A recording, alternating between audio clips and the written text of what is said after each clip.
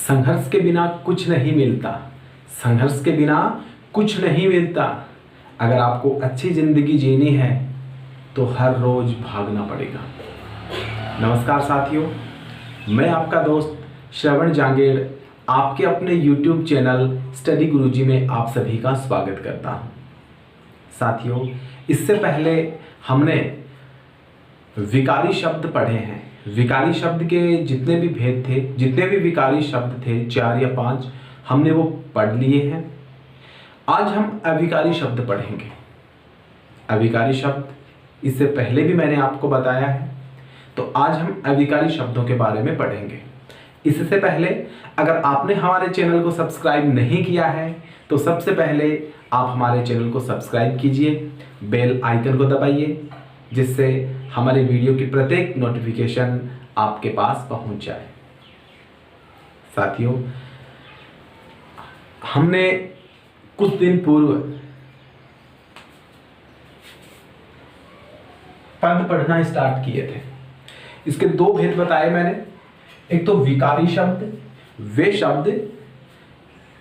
शब्द जो लिंग, कारक, काल, वचन इनके अनुसार परिवर्तित हो जाते हैं। अर्थात लिंग, वचन, कारक, काल इनके अनुसार ये बदल जाते हैं, विकार उत्पन्न हो जाता है इनमें, वे विकारी शब्द कहलाते हैं। विकारी शब्द मैंने आपको संज्ञा करवा दिया, सर्वनाम करवा दिया, विशेषण करवा दिया और क्रिया करवा दिया। जो हमारा लास्ट टॉपिक था क्रिया। इससे पहले वाले वीडियो में मैंने यही पढ़ाया था, क्रिया। इससे पहले अगर आपने हमारे वीडियो को नहीं देखा है तो नीचे डिस्क्रिप्शन में हमारे चैनल की लिंक दी हुई है, पिछले वीडियो की भी लिंक दी गई है, आप देख सकते हैं। तो हमने संज्ञा, सर्वनाम, विशेषण और क्रिया हम ये पढ़ चुके हैं। ये विकारी शब्द हैं। आज हम पद का दूसरा भाग, दूसरा भेद अविकारी शब्द पढ़ेंगे।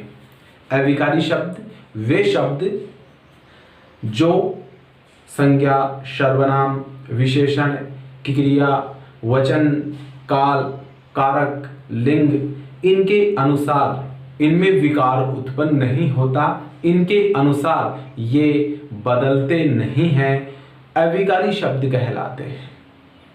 संज्ञा, सर्वनाम, लिंग, वचन, काल, कारक इनके अनुसार इनमें कोई विकार उत्पन्न नहीं होता है, ये ज्यों के त्यों रहते हैं, वे अविकारी शब्द कहलाते हैं या अव्यय भी कहते हैं। इन्हें क्या कहते हैं?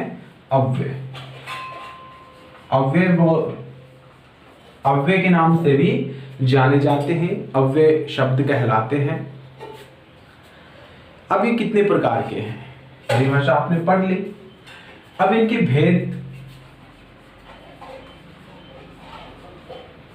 पहला 5 भेद हैं इसके। अविकारी शब्द के, अव्यय शब्दों के कितने भेद हैं? 5 भेद हैं। 5 भेद कौन कौन से हैं? पहला क्रिया विशेषण, क्रिया विशेषण। दूसरा समुच्चय बोधक,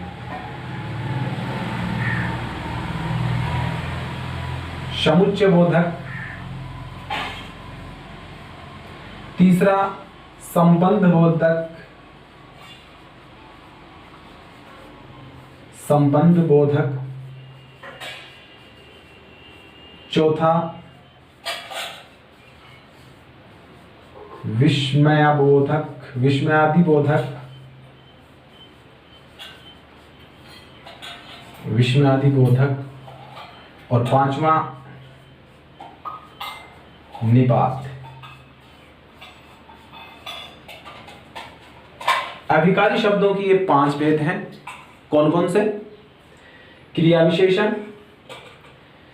समुच्चय बोधक, संबंध बोधक, विस्मयादि बोधक, निपात। ये 5 भेद हैं क्रिया विशेषण के। अब इनको हम बारी बारी से पढ़ेंगे। पांचों भेदों को हम विस्तार से पढ़ेंगे एक एक करके। तो चलिए चलते हैं इसके पहले भेद की ओर, क्रिया विशेषण। तो अभिकारी शब्द पढ़ रहे हैं हम। अभिकारी शब्द के 5 भेद बताए हैं मैंने। सबसे पहले है क्रिया विशेषण। तो सबसे पहले हम पढ़ेंगे क्रिया विशेषण के बारे में। क्रिया विशेषण किसे कहते हैं? क्रिया विशेषण हमने विकारी शब्दों में इनको अलग अलग पढ़ा है, क्रिया को अलग पढ़ा है, विशेषण को अलग पढ़ा है। ठीक है, तो क्रिया विशेषण किसे कहते हैं? वे अविकारी शब्द जो क्रिया की विशेषता बताते हैं क्रिया विशेषण कहलाते हैं। वे अविकारी शब्द जो क्रिया की विशेषता बताते हैं क्रिया विशेषण कहलाते हैं। क्रिया विशेषण में कभी कभी ऐसा भी होता है कि ऐसे शब्द जो क्रिया की विशेषता तो बताते हैं, साथ में विशेषण की भी विशेषता बताते हैं और क्रिया विशेषण की भी विशेषता बताते हैं। ठीक है, तो सबसे पहले इसकी परिभाषा, वे अविकारी शब्द जो क्रिया की विशेषता बताते हैं क्रिया विशेषण कहलाते हैं। ठीक है, अब 3 रूप बताए मैंने। कौन कौन से? एक तो क्रिया की विशेषता, क्रिया की विशेषता, ये तो हमारी परिभाषा में आ गया। दूसरा विशेषण की विशेषता, विशेषण की विशेषता,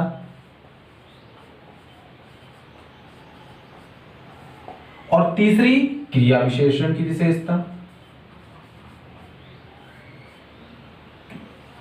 क्रिया विशेषण की विशेषता।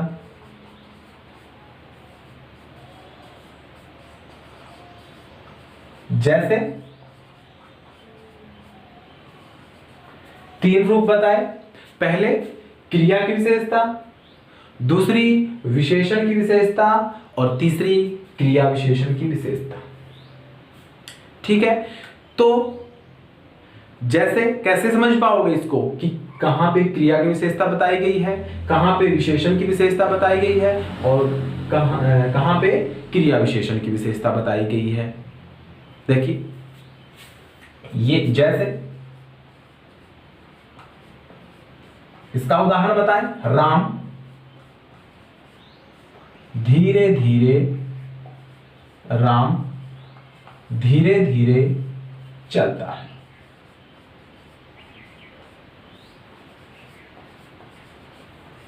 राम धीरे धीरे चलता है, राम धीरे धीरे चलता है।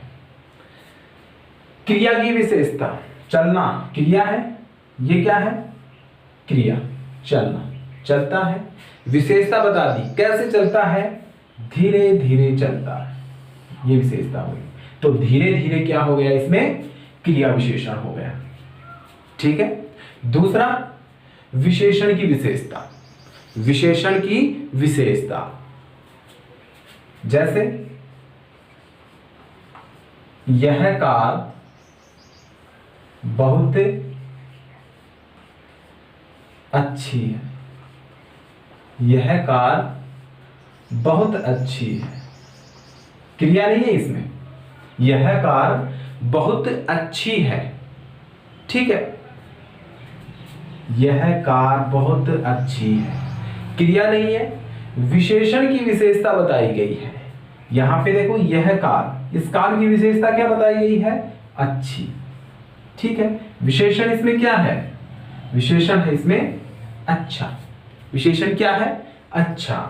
अब इसकी विशेषता अच्छी है। कैसी अच्छी है? बहुत अच्छी है।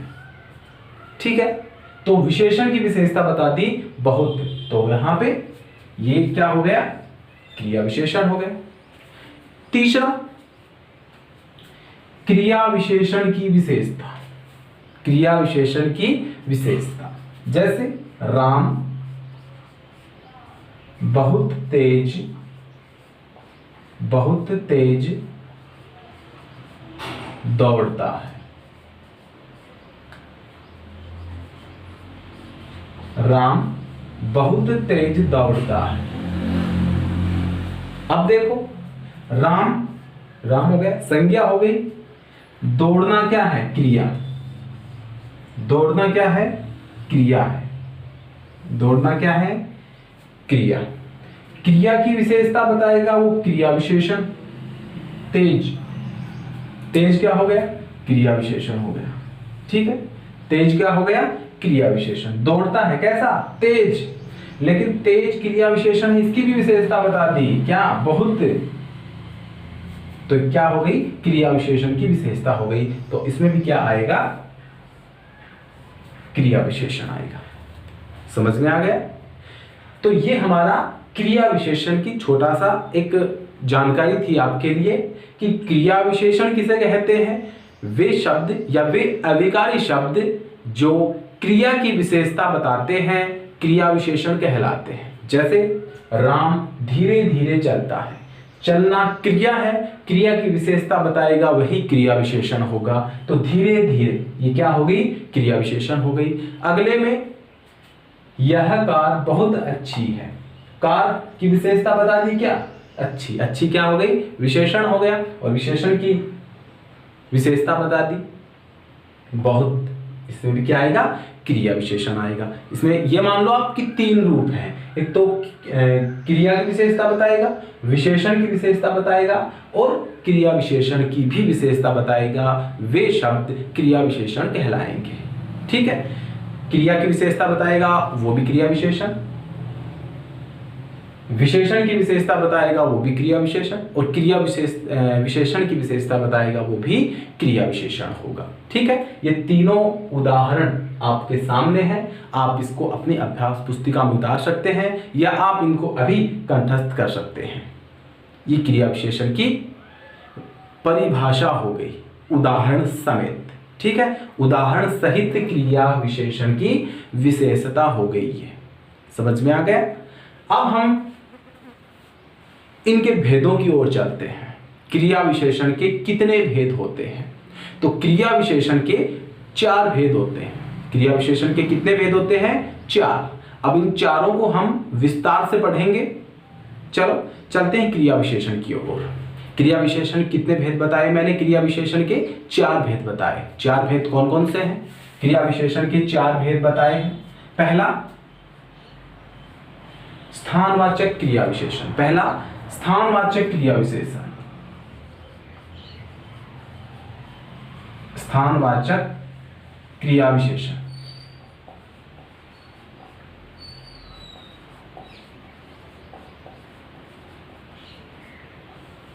दूसरा, कालवाचक क्रिया विशेषण। दूसरा है कालवाचक क्रिया विशेषण।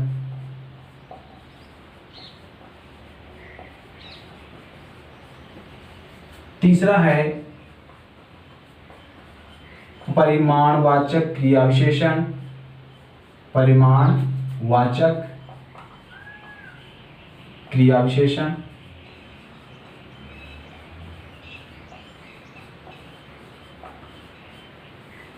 और चौथा है रीतिवाचक क्रिया विशेषण।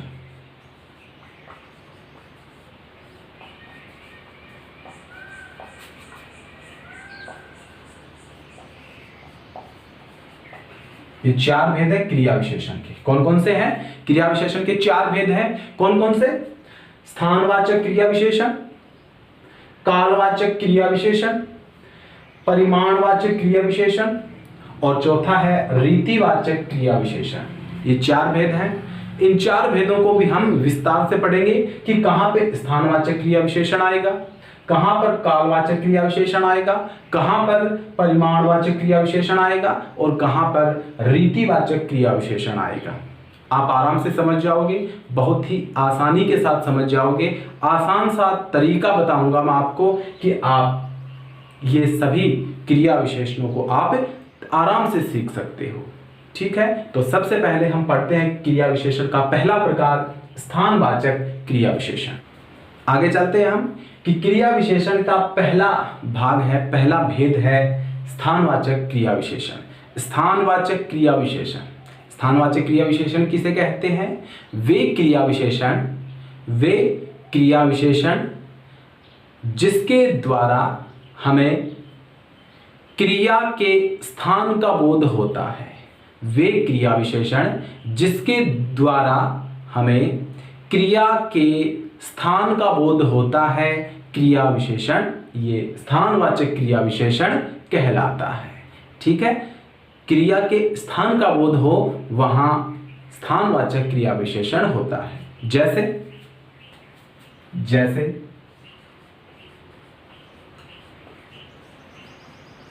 तुम मेरे पास, मेरे निकट, मान लो मेरे निकट बैठो। तुम मेरे निकट बैठो। क्रिया क्या हो गई? क्रिया, ये क्रिया हो गई, क्रिया हो गई। क्रिया बैठो यानी बैठना, कहां बैठना? निकट बैठना। स्थान हो गया, तो ये क्या हो गई? स्थानवाचक क्रिया विशेषण हो गई है। ये क्या हो गई? स्थानवाचक क्रिया विशेषण हो गया। क्या? निकट, निकट। ठीक है, वे क्रिया विशेषण जिसके द्वारा हमें क्रिया के स्थान का बोध होता है। क्रिया के स्थान का बोध, क्रिया बैठो, स्थान निकट, निकट समीप, दूर हो सकता है, दाएं हो सकता है, बाएं हो सकता है, आगे हो सकता है, पीछे हो सकता है, इधर उधर, जहां तहां, ये सभी, उस तरफ, इस तरफ, यत्र तत्र, जितने भी शब्द ऐसे हैं वहां पे स्थानवाचक क्रिया विशेषण आएगा। अब इसमें कौन कौन से शब्द आएंगे वो भी मैं आपको बता देता हूं। चलो, तो स्थानवाचक क्रिया विशेषण को पहचानने के लिए हम कुछ शब्द बता रहे हैं आपको। देखिए, ऊपर, नीचे, दूर, इधर उधर, यहां वहां, जहां तहां, दाएं बाएं, निकट दूर, सामने अंदर बाहर, सर्वत्र, इस तरफ उस तरफ, बगल में, यत्र तत्र, आगे पीछे इत्यादि। ये शब्द जिन वाक्यों में आए, क्रिया के साथ में आए, तो ये मान लो कि वहां क्रिया की विशेषता बताई गई है और वो विशेषता बताएंगे वो क्रिया विशेषण स्थानवाचक क्रिया विशेषण कहलाएंगे। ये शब्द है, ऐसे शब्द आएंगे। ये शब्द, जितने भी शब्द हैं, इन शब्दों से आपको ये पता चलेगा कि इसमें कौन सा क्रिया विशेषण है। तो इसमें स्थानवाचक क्रिया विशेषण है। आप आराम से इसको पहचान सकते हैं। आप इसको अपने अभ्यास पुस्तिका में उतार सकते हैं या इसको आप देख सकते हैं, सीख सकते हैं। ठीक है, आगे ये अगर समझ में आ गया हो, अगर आपको समझ में नहीं आया हो तो आप कमेंट बॉक्स में मुझसे पूछ सकते हैं, व्हाट्सएप नंबर पे भी मुझसे पूछ सकते हैं। अब हमारा क्रिया विशेषण का दूसरा भेद है, वो है कालवाचक क्रिया विशेषण। कालवाचक क्रिया विशेषण, उसके बारे में पढ़ेंगे। क्रिया विशेषण का दूसरा भाग है, दूसरा भेद है कालवाचक क्रिया विशेषण।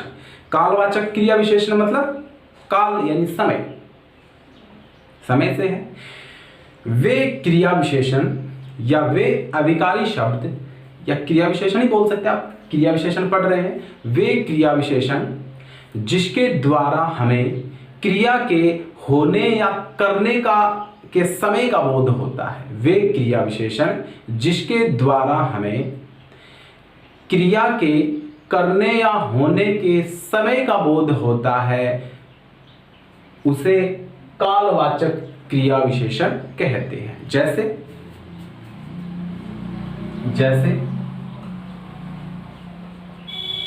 मोहन आज आएगा, आज आएगा।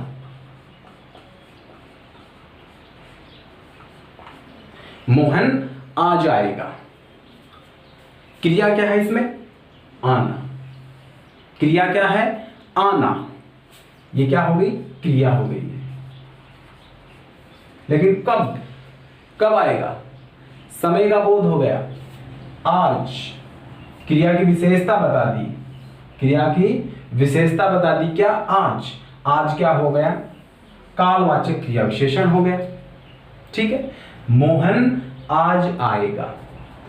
आना क्रिया, आज क्रिया की विशेषता कौन सी? समय का बोध हो गया। काल, कालवाचक क्रिया विशेषण हो गया। ठीक है। जिसमें क्रिया के होने या करने के समय का बोध हो, वहां पे कालवाचक क्रिया विशेषण होता है। समय का बोध हो, वहां पे कालवाचक क्रिया विशेषण। ठीक है। अब इनमें कौन कौन से शब्द आएंगे, किन शब्दों से आपको पता चलेगा कि इसमें कालवाचक क्रिया विशेषण है, समय का बोध हो रहा है? तो चलते हैं उन शब्दों के बारे में पढ़ते हैं। चलिए। कालवाचक क्रिया विशेषण को पहचानने के लिए आपके सामने कौन कौन से शब्द दिए गए हैं, जिन शब्दों से आप पहचान पाओगे कि इसमें कालवाचक क्रिया विशेषण है। कौन कौन से हैं वो?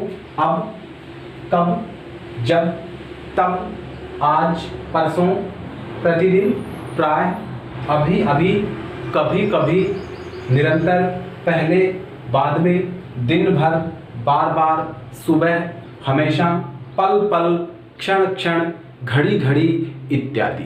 ये जो शब्द हैं ये हमें समय का बोध कराएंगे, काल का बोध कराएंगे। जिन वाक्यों में जिन क्रियाओं के साथ ये शब्द आए, यानी जो स्थान का बोध कराएं, समय का बोध कराएं, काल का बोध कराएं, वो कालवाचक क्रिया विशेषण कहलाएंगे।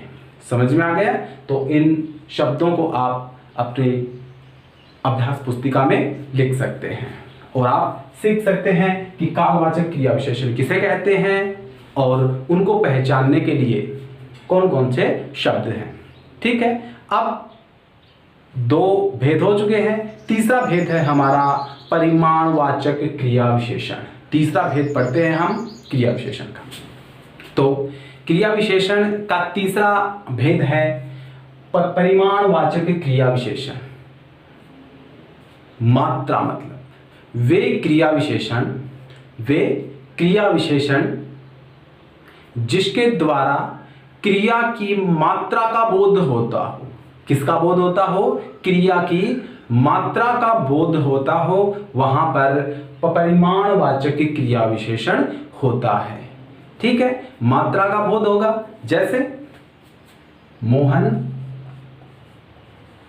मोहन बहुत सोता है, बहुत सोता है। अधिक सोता है मान लो, अधिक मात्रा हो जाएगी, अधिक मान लो, कम मान लो, अधिक सोता है।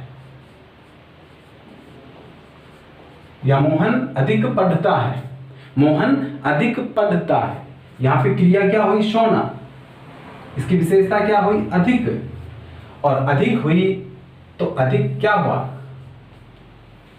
परिमाणवाचक क्रिया विशेषण हो गया। मात्रा हो गया, मात्रा। और मात्रा का बोध किस क्रिया विशेषण में होगा?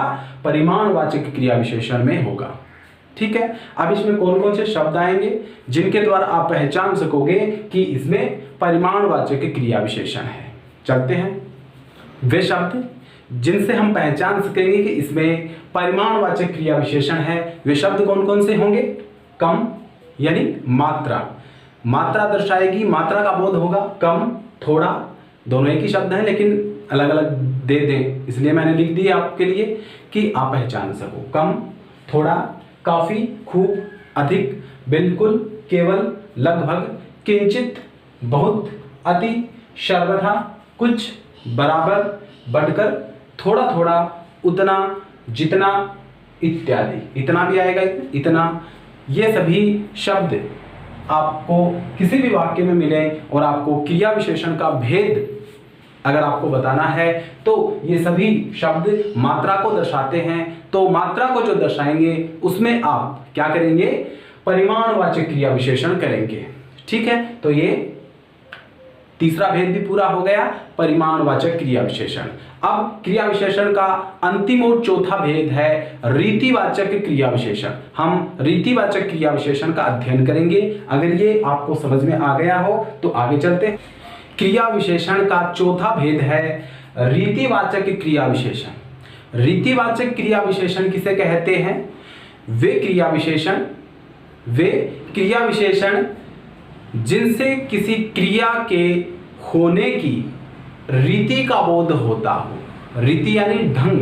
वे क्रिया विशेषण जिसके द्वारा क्रिया के होने के ढंग का पता लगता है, ढंग का बोध होता है। रीति का मतलब ढंग। वे क्रिया विशेषण जिनसे क्रिया के होने के ढंग का बोध होता हो, रीति का बोध होता हो, उसे रीतिवाचक क्रिया विशेषण कहते हैं। जैसे राम धीरे धीरे चलता। राम धीरे धीरे चलता है। राम धीरे धीरे चलता है। चलना, चलता है, क्रिया कर रहा है। कैसे? धीरे धीरे, एक ढंग से, एक रीति से हो गया, तो ये रीतिवाचक क्रिया विशेषण हो गया। ठीक है, उसका ढंग बताया जाए, उसकी रीति बताई जाए, वहां पे रीतिवाचक क्रिया विशेषण आएगा। अब रीतिवाचक क्रिया विशेषण में कौन कौन से शब्द आएंगे जिनके द्वारा आप पहचान सकते हो कि इसमें रीतिवाचक क्रिया विशेषण आएगा, वो मैं आपको अभी करवा देता हूं। क्रिया विशेषण का चौथा भेद है रीतिवाचक क्रिया विशेषण। इसकी परिभाषा पढ़ ली। जो क्रिया के होने की रीति का या ढंग का बोध होता हो, उसमें रीतिवाचक क्रिया विशेषण होता है। जैसे राम धीरे धीरे चलता है, तो चलना क्रिया हो गई, और धीरे धीरे यानी एक रीति हो गई, ढंग हो गया। किस ढंग से चल रहा हो? धीरे धीरे चल रहा है, तो रीतिवाचक क्रिया विशेषण हो गया इसमें। ठीक है, अब इसमें जो शब्द आएंगे, ऐसे शब्द जिनसे आपको पता चलेगा कि इसमें कौन सा क्रिया विशेषण है। इन शब्दों को देखकर आप पहचान सकेंगे कि इसमें कौन सा क्रिया विशेषण है। तो रीतिवाचक क्रिया विशेषण को पहचानने के लिए कौन कौन से शब्द ऐसे हैं जो आप पहचान सकते हैं? सहसा, अचानक, शीघ्र, एकाएक, सुखपूर्वक, किस ढंग से, किस रीति से, सुखपूर्वक, झटपट, अवश्य, सचमुच, वस्तुतः, निःसंदेह, वास्तव में, बेशक, शायद, संभवतः, कदाचित, प्रायः, बहुधा, ठीक, हाँ, जी, सच, नहीं, न, मत, तो, ही, भी, मात्र, तक, भर, मानो, ऐसे, इसलिए, स्वयं, अतएव, यथाशक्ति, क्योंकि, चोरी चोरी भी, चुपके भी, मधुर भी, मंद फटाफट, टकाटक, जल्दी इत्यादि। ये शब्द जो आएंगे, इन शब्दों से वाक्य में जो ये शब्द आए, तो आप समझ लेना कि उसमें कौन सा क्रिया विशेषण होगा। उसमें रीतिवाचक क्रिया विशेषण होगा। ठीक है, इन शब्दों को आप याद कीजिए। इन शब्दों को आप अपने अभ्यास पुस्तिका में उतारिए और इसका पुनः अध्ययन कीजिए। आप एक टॉपिक पूरा वीडियो को देखते हो और उस पूरे वीडियो को देखकर पूरा टॉपिक का अध्ययन करके आप साथ साथ में अपने अभ्यास पुस्तिका में उतारते हो। उसके बाद में अगले दिन या उससे अगले दिन अगर आप उस टॉपिक को फिर से दोहराते हो, फिर से उसका पुनः अध्ययन करते हो, तो आपको निश्चित रूप से वो 100% याद हो जाएगा। आप कभी भूलोगे नहीं। इसलिए आपको मैं बार बार कहता हूं, जब भी आप वीडियो देखो, जब भी आप पढ़ाई करो, तो आप पेन और एक कॉपी लेके साथ में जरूर बैठें। तो दोस्तों, आज का ये अभिकारी शब्द का पहला टॉपिक क्रिया विशेषण, जिसकी परिभाषा बता दी मैंने, 4 भेद थे और चारों भेद को आपको विस्तार से इसके बारे में बता दिया। इन चारों भेदों के बाद में हमारा क्रिया विशेषण पूरा हुआ। कल हम समुच्चय बोधक समुच्चय बोधक शब्द पढ़ेंगे। तो ये क्रिया विशेषण है, ये पूरा हो गया। 4 भेद थे इसके, चारों भेद पूरे हो गए। तो क्रिया विशेषण टॉपिक है वो कंप्लीट हो गया, पूरा हो गया। तो दोस्तों आपको कैसा समझ में आया, आपको वीडियो कैसा लगा, आप जरूर बताएं। अच्छा लगा हो तो लाइक और शेयर अपने दोस्तों के साथ जरूर करना, क्योंकि उसका भी, उन सभी दोस्तों का भी इसमें फायदा होगा। अगर आपको वीडियो अच्छा लगा हो तो मुझे जरूर कमेंट में लिख के बताना। मिलते हैं अगले वीडियो में, तब तक के लिए जय मां भारती, जय हो।